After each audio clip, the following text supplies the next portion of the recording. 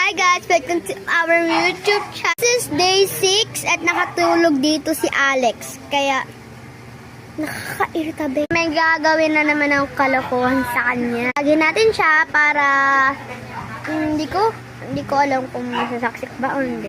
Basta tawagan natin siya. Alex!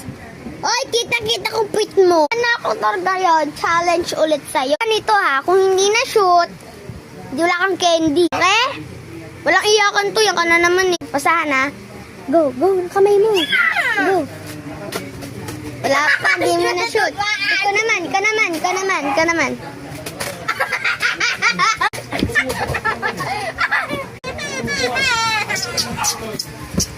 Uy, natamaan lang ko to nito. Iyak ka kaagad eh, no?